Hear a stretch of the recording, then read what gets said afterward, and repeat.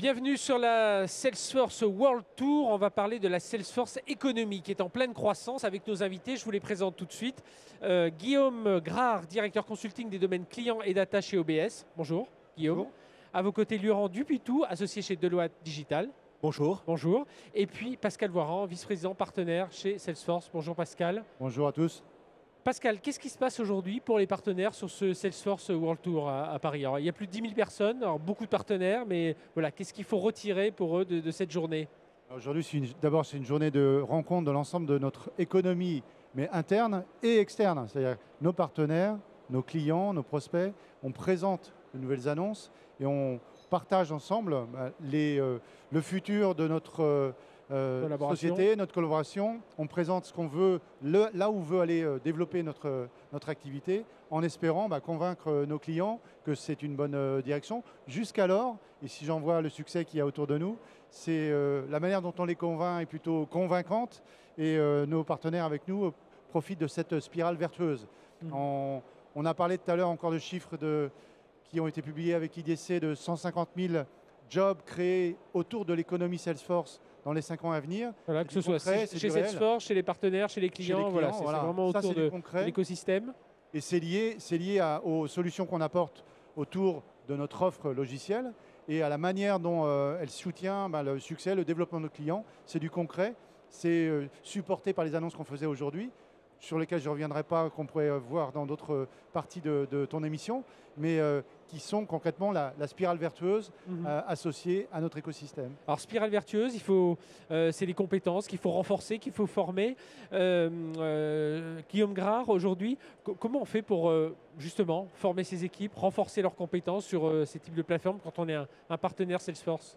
Alors oui, c'est un vrai enjeu. Alors nous, on a déjà commencé comme client. C'est comme ça qu'on a commencé l'histoire. Et puis, petit à petit, avec Pascal, on a signé un partenariat il y a à peu près 1 an et demi en commençant, on va dire, petit. Une dizaine de personnes, en gros, liées à l'écosystème Salesforce il y a 2 ans. Et puis, potentiellement, ça monte petit à petit en compétences. Alors, beaucoup avec du recrutement, mais aussi du reskilling. Des gens qui sont sur d'autres technologies ou d'autres sujets qu'on reforme à des nouvelles technologies, notamment quand on a de nouveaux partenariats stratégiques comme avec Salesforce.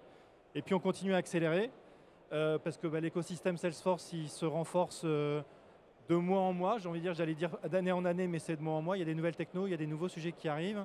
Et puis le sujet qui nous intéresse là, à très court terme, c'est les apps mobiles. Et alors chez Orange, c'est un de nos assets importants. Oui, donc tous les gens qui sont aujourd'hui développeurs dans l'écosystème d'applications mobiles, c'est à peu près 300 personnes.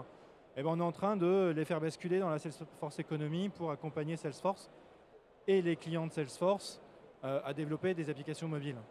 Pour vous, chez OBS, c'est un point important à ce travail avec les applications, parce que OBS, donc, vous jouez dans la cour du service aujourd'hui, mais sans aller, sans être vous-même producteur d'applications. Donc le fait d'avoir des partenaires comme Salesforce, voilà, c'est un élément important dans votre stratégie. Alors, on a quelques applications, mais notamment on est rentré des applications type centre de contact, qui est aussi dans de métier d'Orange. Qui reste dans l'univers télécom, on va dire, de la communication. Le partenariat, c'est stratégique pour Orange, notamment Orange Application for Business. Si on regarde tout l'écosystème d'Orange, et OBS en particulier, on est 5e ESN de France aujourd'hui en termes de chiffre d'affaires. Donc c'est important d'avoir des partenaires, des applications à intégrer et pouvoir faire des beaux projets, notamment sur du Salesforce et des applications type CRM.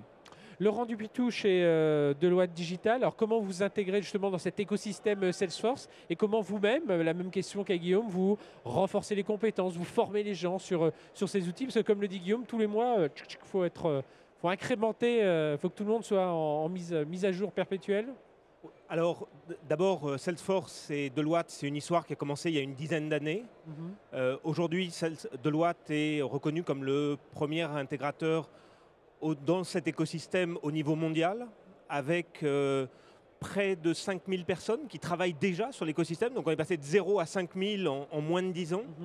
Et donc aujourd'hui, c'est recruter et développer encore cet écosystème, c'est à la fois facile et compliqué. C'est facile parce que on est aujourd'hui, et Salesforce représente pour beaucoup de futurs salariés, de futures personnes qui rentrent dans cet écosystème un formidable potentiel, et on l'a vu ce matin pendant la keynote. Et en même temps, c'est complexe parce qu'il y a beaucoup de projets, il y a beaucoup de clients, et il y a une demande qui est extrêmement forte sur ces potentiels. Donc ce qu'on fait nous, c'est que par exemple dans moins d'une semaine, le 13 juin, on organise des événements de speed recruiting qui sont dédiés aux diplômés de jeunes écoles qu'on va faire rentrer dans une Deloitte Academy qui vont être formés, recrutés à la fois sur des parties conseils et sur des parties de mise en œuvre de la solution. C'est des choses. Il y a une initiative comme ça qui se déroule en Italie, non, avec Deloitte et... Oui, ouais, je suis ravi j'étais en Italie il y a quelques jours où les associés de Laurent développent avec l'Université de Naples un cursus, ou même Andrea Laurenza, qui est le partenaire qui me présentait ça, disait « Moi, je prends même le risque qu'en formant un cursus sur Salesforce à l'Université de Naples, certains des étudiants partent dans l'écosystème, pas forcément chez Deloitte, mais c'est important. Et la spirale vertueuse dont je parlais tout à l'heure bénéficie de cet effort conjoint à tous, en formant alors des étudiants de grandes écoles, comme cette université ou celle dont tu parlais, Laurent, mais aussi, on voyait un exemple ce matin dans la keynote avec une jeune femme qui est passée d'un métier de sportif de haut niveau, athlète à l'INSEP, puis travaillant dans le marketing, qui a complètement changé de carrière grâce à quoi? Grâce à une initiative de la mairie de Paris qui s'appelle Paris Code, qui lui a ouvert une capacité de changer de métier, de passer dans les métiers du digital. Et maintenant, elle est entrée dans un membre de l'écosystème Salesforce. Voilà une autre façon de recruter, d'agrandir la famille pour le bénéfice de l'écosystème et surtout de nos clients au final, qui ont besoin de cette capacité de ressources, de nouveaux métiers. On parlait de 150 000 personnes tout à l'heure. Il faut les trouver et justement, il faut aller les chercher, les motiver pour nous rejoindre. On espère qu'on le fait de manière active, proactive et dynamique. Alors quand on parle partenariat, Pascal, il faut aussi parler un peu argent. Il y a des investissements qui sont faits avec les partenaires pour travailler sur la solution, mais c'est des investissements partagés un peu. Comment vous travaillez avec eux? Alors, bonne nouvelle, il y a quelques jours, enfin quelques semaines, M. Benioff, qui est notre président fondateur, a annoncé un investissement de 2 milliards de dollars dans les 5 ans en France en particulier. D'ailleurs, il a eu la bonne idée de le tweeter à Emmanuel Macron lorsqu'il était de passage aux États-Unis. Et lui-même lui a répondu merci de Choose France. Voilà. Donc ces 2 milliards, ils vont servir à certes investir dans nos data centers. Vous savez qu'on est une société qui outsource, qu'on a des data centers qui coûtent fort cher, ma foi, pour le bien-être et surtout la sécurité des data de nos clients, mais aussi pour co-investir dans des partenaires. Certaines sociétés, nous les épaulons au niveau de nos investissements en simplement contribuant à leur capital, et puis aussi en continuant notre recherche et développement en France. On a deux centres de recherche et développement en France, et puis on continue aussi à investir, à apporter nos fonds en capital dans des initiatives caritatives et ou de croissance de l'économie, comme Paris Code, dont je parlais tout à l'heure. Et ça, c'est avec de l'argent et du temps de nos employés, parce que Salesforce a eu la bonne idée d'être une entreprise très impliquée au niveau de l'économie au sens large, en donnant 1% du temps, 1% du capital de l'entreprise et 1% de notre produit à la communauté. Guillaume Gare, sur la partie développement, vous l'avez abordé rapidement. On peut revenir un peu dessus. Aujourd'hui, c'est le mobile. On entend beaucoup mobile first chez d'autres concurrents qui parlent ça. Mais évidemment, quand on parle OBS, on pense à Orange, on pense au mobile. C'est autour de ça aujourd'hui qu'il y a du développement, qu'il y a des relais de croissance? Oui, et notamment dans le partenariat avec Salesforce. Je vous disais, il y a encore quelques mois, on était une grosse poignée, 20-30 personnes autour de l'économie Salesforce. Maintenant, on est à 340. Et ce vivier, c'est du développement d'applications mobiles. C'est le relais et c'est la valeur qu'on voit, nous, dans le partenariat avec Salesforce, c'est accompagner les clients qui sont déjà équipés dans le passage sur le mobile. Avec un vrai asset, Orange, sa capacité de développement, on a déjà développé plus de 600 applications. Et ce savoir-faire, métier, UX, développement et notamment test, en tant qu'opérateur, a la capacité à tester des applications dans des environnements divers, avec des OS différents, des appareils différents. Voilà, on a ce savoir-faire et cet asset. Et c'est là-dessus aujourd'hui qu'on investit.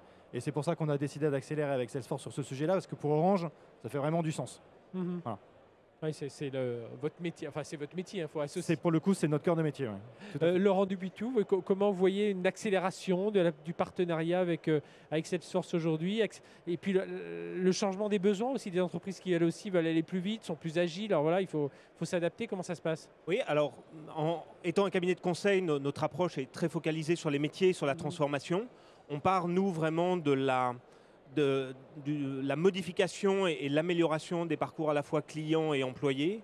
Et donc et c'est très intéressant parce qu'au sein de nos équipes, on va retrouver non seulement des professionnels de Salesforce qui connaissent la solution jusqu'au bout des doigts, mais aussi des créatifs, des directeurs artistiques, parce que cette transformation digitale, elle exige des profils beaucoup plus variés que ce qu'on avait l'habitude d'avoir dans des cabinets de conseil. Alors justement, tiens, question à tous les deux. On a eu dans la journée, il y a l'Institut BVA qui a fait une étude sur les Français et l'emploi. Et il s'avère qu'une majorité de salariés sont prêts à changer de secteur, d'orientation, on va dire, voilà, de secteur professionnel. Bon, après, ils ont un souci, c'est de ne pas trop savoir vers où, comment faire et vers où y aller. Et puis, il y a le fait de vouloir y aller et puis le fait d'y aller. Mais ça, c'est quelque chose que vous encouragez, Guillaume, chez OBS ? Alors moi, je travaille aussi avec une population de consultants, donc c'est dans l'ADN.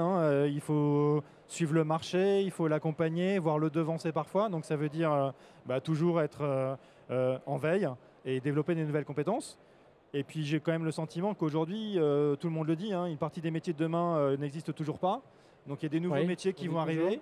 Il va falloir faire du reskilling, il va falloir accompagner les gens.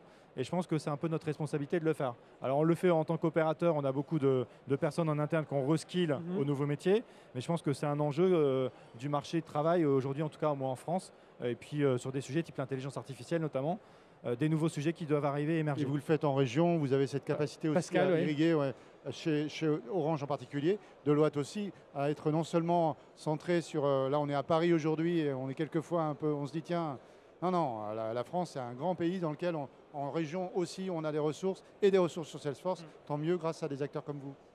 Et chez Deloitte, Laurent, sur ce côté compétences, voilà, gestion des compétences, trouver ces nouvelles compétences, bon, les former, on en a parlé tout à l'heure, mais alors, même chose, c'est chaud. Je crois, c'est beaucoup dans notre ADN déjà d'être en permanence évolution de nos talents et on a une focalisation très importante sur le développement de ces talents. Je pense qu'il y a un point qui est important, c'est la confiance. Et aujourd'hui, pour les personnes qui veulent changer, tous ceux que vous mentionnez, rejoindre cette économie autour de Salesforce est un pari, je pense, d'avenir.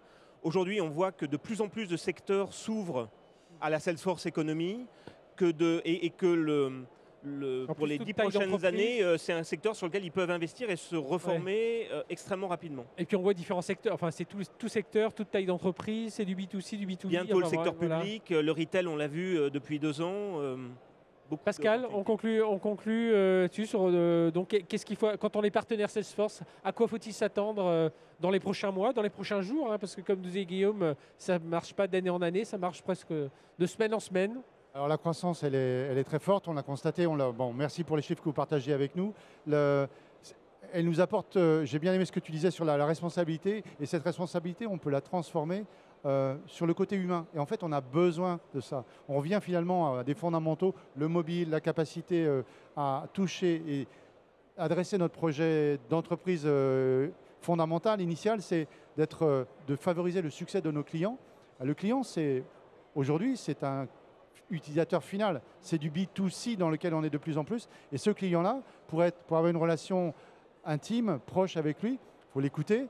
La technologie le permet. Et on n'a pas peur de la technologie, l'intelligence artificielle, au contraire, va permettre tout ça, mais le permet avec une implication, une évolution de l'humain dans le système, avec beaucoup plus de facilité, finalement une rapidité qui sont aidés par l'écosystème. Donc là, s'investir de manière humaine, donner du sens à ce qu'on fait grâce à l'application de Salesforce et de celle de ses partenaires, c'est un projet d'avenir plutôt intéressant.